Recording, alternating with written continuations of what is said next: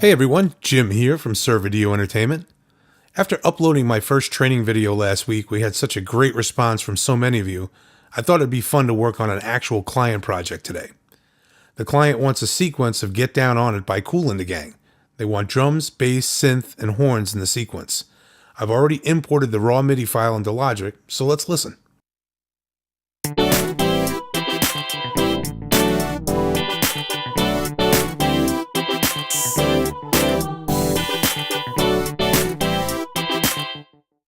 Wow, that really needs some work.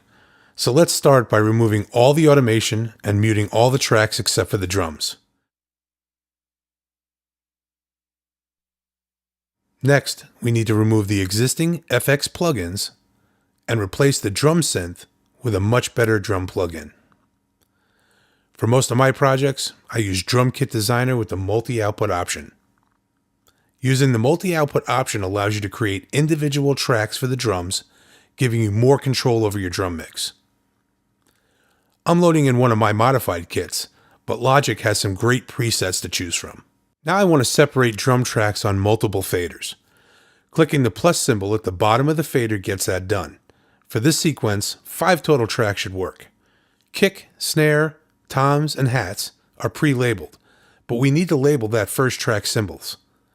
The multi-output option automatically sets up your first track as cymbals, unless you're using one of the producer kits. Then it will format to overheads.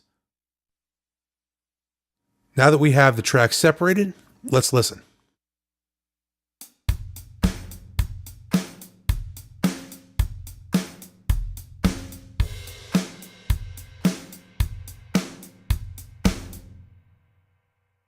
Okay, that sounds good. Now let's set up some drum buses. I'm going to click on Send and select an open bus. In this case, we're using bus 1. I will send my preferred level to the bus. For me, -03 is a good starting point. Logic automatically creates the bus at the end of the mixer window, so let's get it labeled drum bus.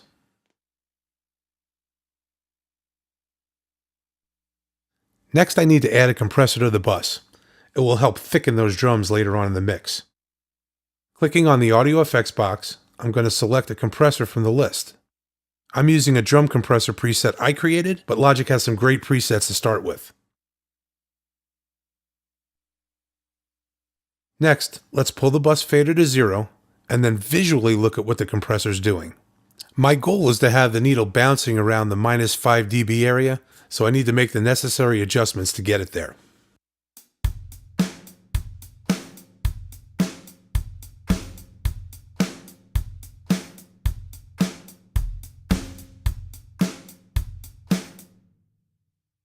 Okay, that works for me. I'm going to create another bus for the snare.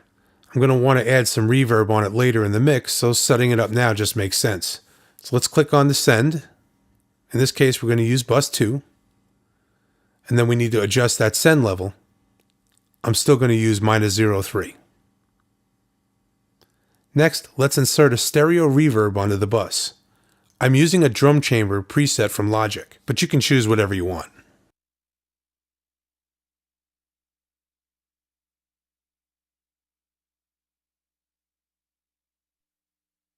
Here's a tech tip. Although you have the option to insert reverb directly onto a track, I don't recommend doing that. Like most seasoned engineers, it makes more sense to set up a bus for your reverbs and other effects like delays. Remember, you can send as many instruments as you want to any bus you create. A single reverb bus may work for multiple instruments, so you can save some time and your computer's processing power. Next, we want to play the drum track and slowly add the processing from our buses. But before I do that, I wanted to mention another important tip. Our ultimate goal in backing tracks is a great sounding sequence for live performance. It is vital that you leave dynamic space so the live mix engineer can make adjustments to the venue. Too much dynamic processing or reverb in your mix now can be over-exaggerated when the sound engineer adds more processing for the live mix. Understanding how a live mix engineer processes tracks in the field is a big plus. If you've never done live sound before, I highly recommend you sit in on a live mix with a sound engineer. This will give you some insight on how your final tracks are processed live, giving you a better understanding of how to mix and add processing to your tracks in the studio for much better results where it really counts. Okay, let's listen to the drum track and slowly add in the bus track processing. Remember, we're adding just enough to start hearing the difference. We do not want to overprocess the tracks.